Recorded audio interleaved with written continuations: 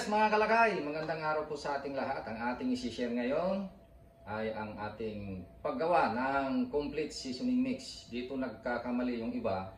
Kung minsan ay tinatawag nila itong marinated mix. Pero ang aming isi-share ngayon ay parehas din doon sa tinatawag nilang marinated mix. Pero ang totoo, ang pangalan nun ay complete seasoning mix. Kasi ang marinated mix po ay exclusively pang marinate sa chicken. Kaya nga tinatawag na marinated mix eh. Pero ang ating i-share ngayon ay parehas din doon sa unang video natin almost 3 years ago. Yung unang ginawa natin na video na paggawa ng complete seasoning mix. Doon nagsimula yung mga kaibigan, mga kasama natin na nagninegosyo ng fried chicken at yung iba sa kanila ay nagba-viral na sa Facebook. Sila na din ay nagtuturo. Dito galing yung mga ingredients na yon. At malalaman nyo ngayon yung mga ingredients na yon, mga kaibigan. So, ang gagawin natin ngayon ay small amount lang. Para yung mga nanay at tatay dyan na gustong magprito ng manok, ng masarap na fried chicken, ay makakagawa sila. So, small amount lang ang ating gagawin mga kaibigan para ito ay magaya ng mga nanay at tatay dyan. Yan. So, ito po ay ang complete seasoning mix ay gagamitin natin sa pagmarinate ng chicken. Ganon din gagamitin natin sa paggawa ng breading mix. So, all around. Hindi lang marinated mix ito. Kaya kung tawagin natin dito ay complete seasoning mix, mga kaibigan. Okay, nandito yung ating mga sangkap, mga kalakay. At ito yung 5 ingredients na talaga namang mabisang mabisa at napakasarap ang kanyang magiging output para sa fried chicken natin. Ito po ay marami na pong nanggaya po dito mga kaibigan, pero okay lang po dahil ito naman po ay open at naka-public, kaya po ay dapat lang na makita ng iba. So kung ginaya ay ibig sabihin ay talagang masarap siya. Ibig sabihin po ay talagang okay na okay po siya. Ang una na ating ilagay, yan, kailangan po natin ng garapon. Yan, dito natin ilalagay mga kaibigan, garapon. Kailangan may takip. Yan, para hindi siya mag-moist. So, as usual ay kailangan natin ng bitchin. Yan. Hindi na po kailangan bumili ng ganitong mga malalaking bitchin o curry powder. Meron pong nabibili sa palengke mga kaibigan. Meron pong nabibili dyan sa palengke. Kaya pwede nating bilhin yung mga tingi-tingi para subukan natin. Kasi pagka ganitong mga malalaki ang binili natin, medyo napapamahal tayo kung ito po ay pang pamilya lamang. So, ang gawin natin, bitchin ang una nating ilagay, isang or 4 na tablespoon. Ito pong ginagamit natin na tablespoon ay yung standard. Pwede naman po yung ganitong tablespoon. Halos parehas lang. 3, 4, yan, 4 na tablespoon. 15. Sumunod,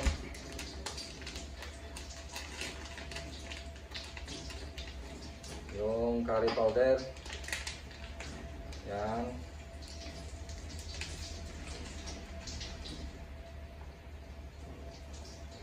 Isa lang yan.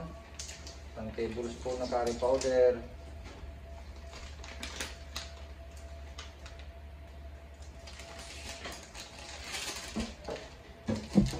Ginisa mix. Meron po mga nabibili na mas maliit na sachet, mga ginisa mix, mga bitchin. At yung curry powder naman ay merong mga tingi-tingi. Yan, 1 tablespoon na ginisa mix.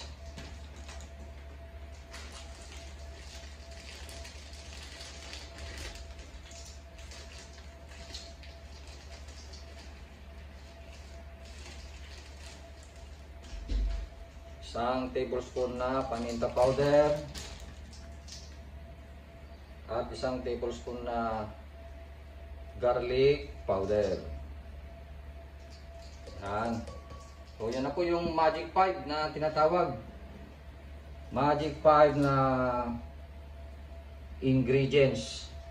Ngayon, ang gawin natin ay i-mix natin. Yan o.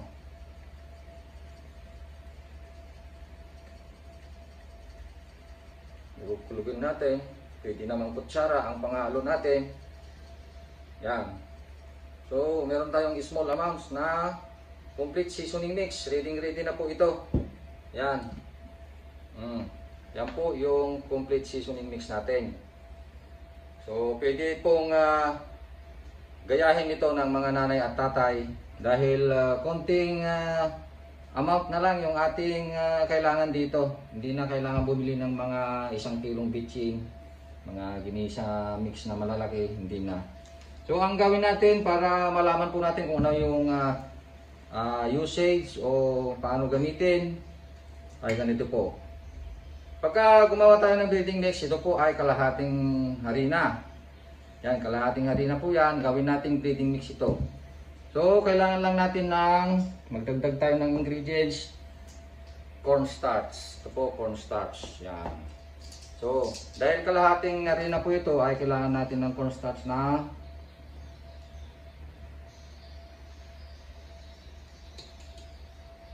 3 kutsara.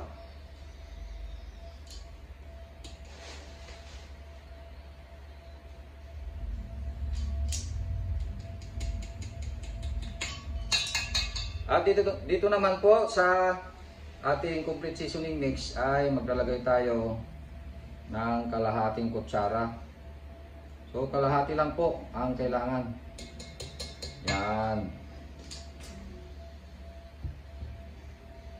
At saka natin halu-haluin mga kaibigan. Halu-haluin natin. Napakadali. Madali na pong gumawa ng breading mix.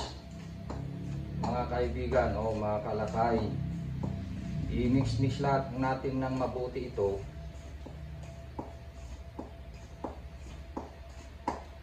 Yan, ganyan.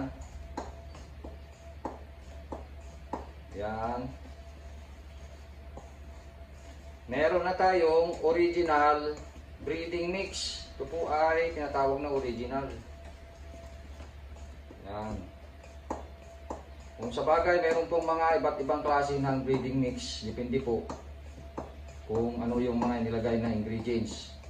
Pero ito po ay original breading mix ni Calpo TV. Yan. So, ready na po itong breading mix mga kaibigan. Ngayon naman ay isi-share ko po sa inyo kung paano ang paggamit ng complete seasoning mix kapag kayo ay nagmamarinate. Yan. Itabi na natin yung cornstarch. So itong manok na ito, nahugasan na po ito, ay lalagyan natin, gawin nating i-marinate natin. Kako. So ito pong manok na ito ay 1.5 kilos. 1.5. Kaya kailangan natin ng 1.5 din na tablespoon. 1.5 tablespoon na seasoning mix. Napakadaling gumawa ng ating pang fried chicken mga kaibigan. So ang idagdag lang natin dyan ay asin. Yan. Sana ay nakuha nyo sa mga kasama natin dyan na mga baguhan, ay ilista po natin yung mga nilalagay po dito. Kung sa bagay, ilalagay ko na lang sa description. So, 1 tablespoon na asin, dagdagan natin ng kalahati. Yan. Ito pong asin na aking ginamit ay binili ko sa palengke. Yan. So ang gawin natin dyan ay ihalo-halo natin. Yan. So naghugas naman ako mga kaibigan. Kaya malinis po yung aking kamay.